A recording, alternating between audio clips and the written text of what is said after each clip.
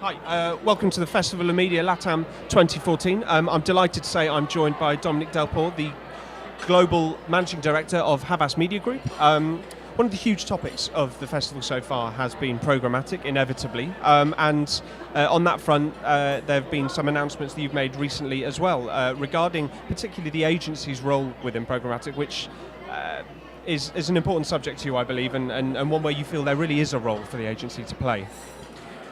I think that yes, programmatic is transforming the industry, and no doubt that what can be automated will be automated.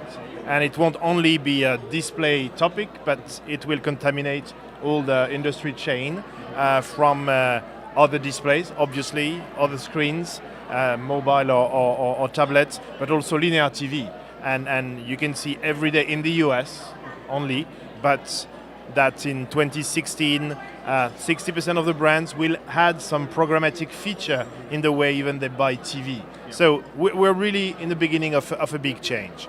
And when there are these kind of big trends, there's a lot of questions. Question about consistency, question about transparency, question about measurement, and question about what is the new value chain of the industry. And you've read question about brands getting in-house and so on. And I think that, again, a brand know what to do, and we can feel that not only you have that kind of trend, but there is also some brand that wants to outsource completely to agency their marketing function. So I think that there is no fear or anxiety about that, because we really think that at the end it's a very balanced movement. Mm-hmm. What is more important is how can you cope with the pace of change? Yeah. Because technology is literally leapfrogging new operators, new actors and pure players every 2 days in that market, where you have the feeling that the cake is shrinking a bit, but the slice are smaller and smaller, because these create so much intervention in the value chain that you just don't know where it goes in a way. And everyone knows that during summer, a campaign with 53% of the contact delivered were delivered to boats. So, I mean, literally, maybe one day boats will not only drive our car, but also buy our car, but we're not yet there. So everyone prefer real people. So the way we approach that at Havas, we're a bit different. And we love to be in that kind of challenger attitude, where we don't do things the same way the others. Yeah. So we've got the scale, as Yannick Bolloré, our chairman and CEO, said it during the Ad Week, and say, okay guys, worldwide group with 120 countries covered and global brands, but we have also probably less legacy and so more agility in everything we do.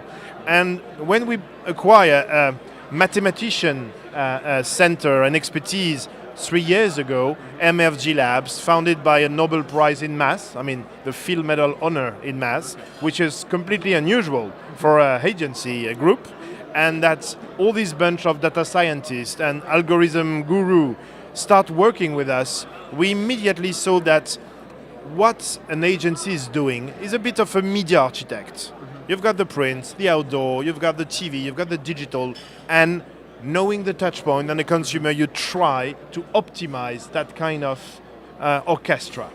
And on the programmatic world, we should be able to provide that added value. Otherwise, yes, you're right, we're going to be cut the middleman, because the engine wants to go direct. And we saw that what we need to start thinking of was all these DSP that we felt 3 years ago that they're going to be the new engine for growth and for trading. But when you've got 1/3 of your business, we're talking about a 20 billion business in the US in 3 years, 1/3 with DSP mobile and 1/3 linked with DSP video, and the last third linked with rich media or display DSP, you have also the feeling that it has recreated silos. Yeah. And for one consumer, there will be a lot of waste around the way it is tracked and sometimes over-delivered and over-covered. And so we need to invent something that will provide added value for the client, more consistency, more transparency, and I would add technology neutrality.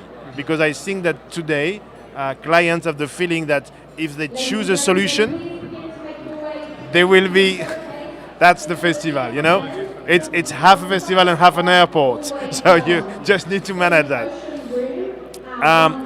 But obviously, talking about that, you have to realize that you need the engine to manage that complexity.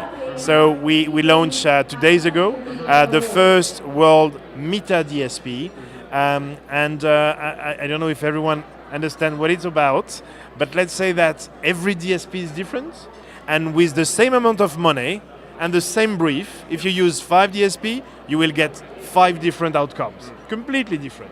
And why? Because a DSP doesn't equal another DSP. DSP is fundamentally 4 things. It's an access to an inventory, it's access to data sets, it's proprietary algorithm, and then features.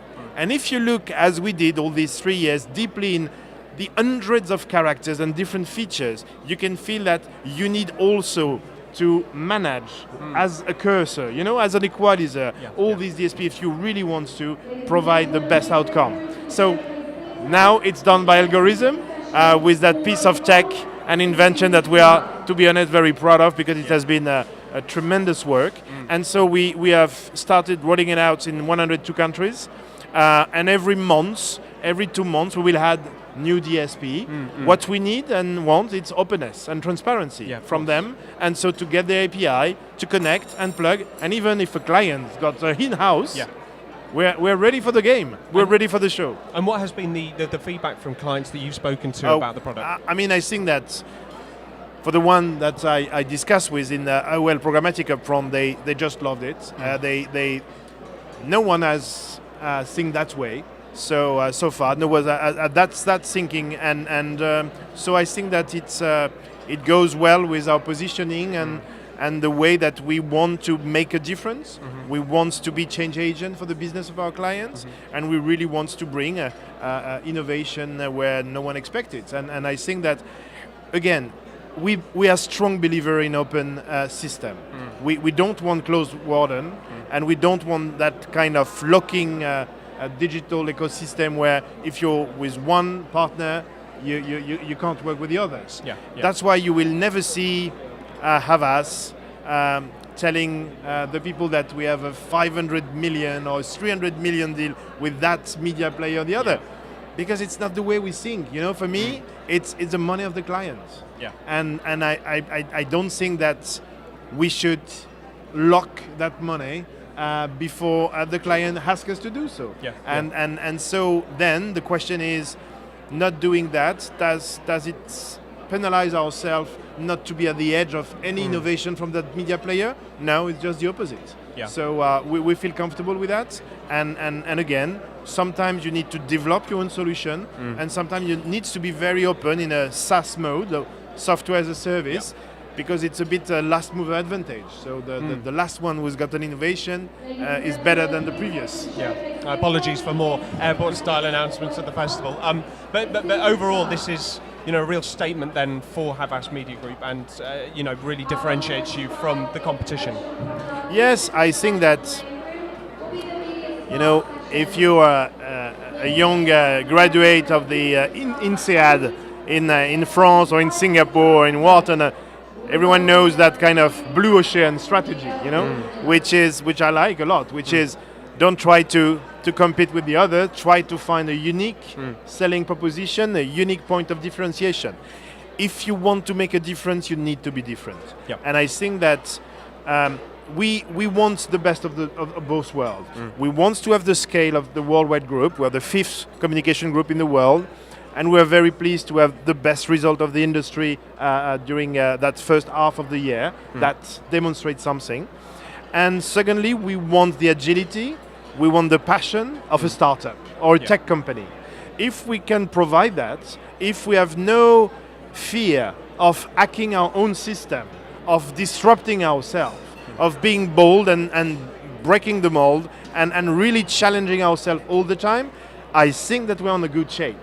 Because the company that will win, I think, are not only the agile company, but also the company that will rely on the talent of the people. And what people want today, especially millennials, they want to understand the global, the bigger purpose, but they want also a company that is ready to take risk, that is ready to ask people to go into their uncomfort zone, you know, and be kind, but really be ambitious about what we need to do. And today there is something that doesn't work, is that people are bored and people are not happy with brands and people are not happy with advertising and other people starting hating us or the technique or the lack of privacy or the way we collect data behind their back. I mean, all the survey we have done on that show that people are scared, but when you offer them a proper trade-off, what if you get some rewards for the data you share? 50% of the people are happy for that. You know, they want transparency, they want honesty, they want authenticity, and it's at the core of the value of what is mainly a family group, which give us a longer term, a longer vision. We're not pushed every quarter to deliver, and we can invest on the relationship with client. We can put more people on the ground, and it's exactly what Havas is about: is transformation, long-term vision. And considering that, people first in everything we do. Well, that's a fantastic, fascinating insight into the future strategy for Havas Media Group. Thank you so much for joining us today, and I hope you enjoy the rest of the festival. Absolutely. Flying back in 2 hours, but... well, what remains of the festival, I hope you have a great time. But that's why the sound reminds me of my daily life, you know? Airport announcement, where is my gate? Yes. Thank you, Alex. Thank you.